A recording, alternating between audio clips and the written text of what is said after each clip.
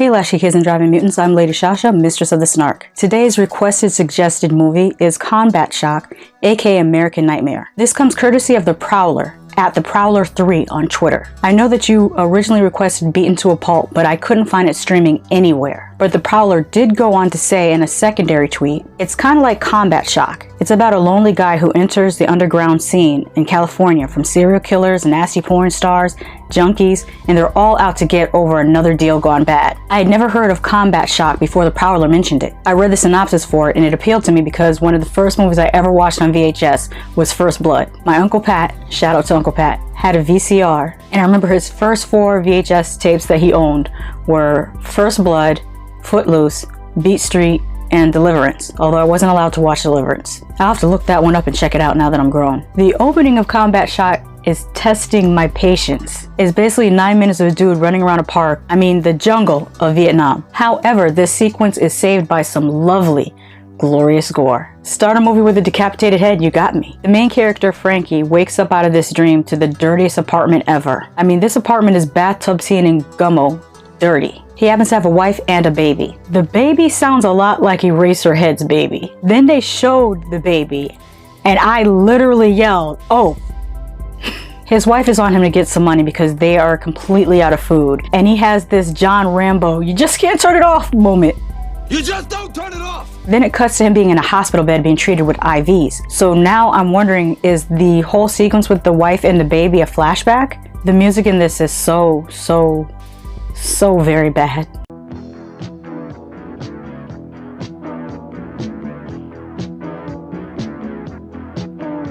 This exact sequence of notes repeats for so long. The same melody over and over and over again for what seems like forever. If you're gonna watch this movie, make sure you like that tune because you're only gonna hear it 150 more times. Frankie goes off to the unemployment office, but then he's accosted by a group of thugs. Why does this dude have a Japanese bandana, a Native American necklace, and this leather vest? Oh, I forgot to mention the white chain belt.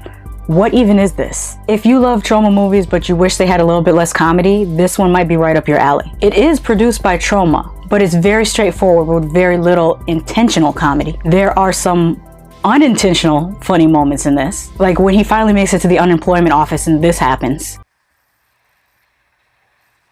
Life is hot, Frankie, and because it is hot, I am compelled to remove my jacket.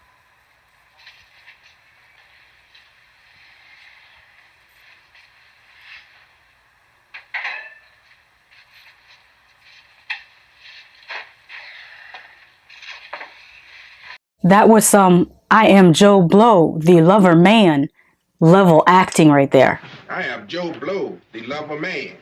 You should be paying me, bitch. Also this. Hey Ray, did you see my Vegematic? No. Can you say random? This movie is so messed up.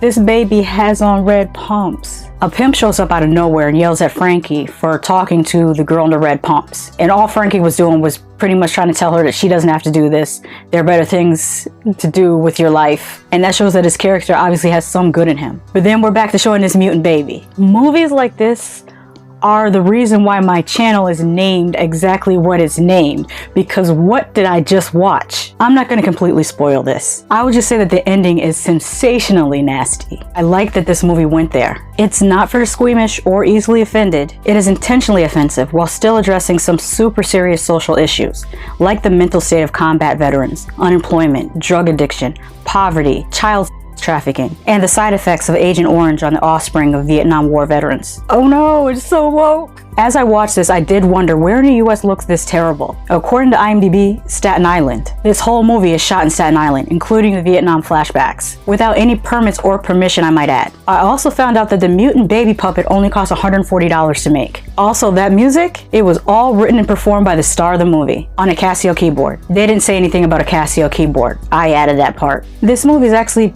kind of fascinating, though they could have shaved a good 25 minutes off the runtime easily. If you want to watch something kind of wild and you can handle extreme content, no judgment against people who can't or do not like extreme movies. I just wanted to be clear on what type of movie this is. For those who do dig movies with more bite, I would check this out for the opening gore scenes and that ending. Thank you, The Prowler, for putting this movie on my radar. I can now say I have seen it. At the time of this recording, this movie was available on YouTube. I had fun with this, but that's just me. I like bad movies. I like gore. Sometimes I'm in the mood for something extreme. But like I always say, don't take my word for it. Watch it for yourself. Just because I love something doesn't mean you won't hate it. Just because I hate something doesn't mean you won't love it. Have you seen Combat Shock? Let me know in the comments. Until next time. Hey, did you know that I work for tips now? You could hit me up on Venmo or Cash App. While I'm happy to receive the type of coin that jingles, I love to receive the type that folds.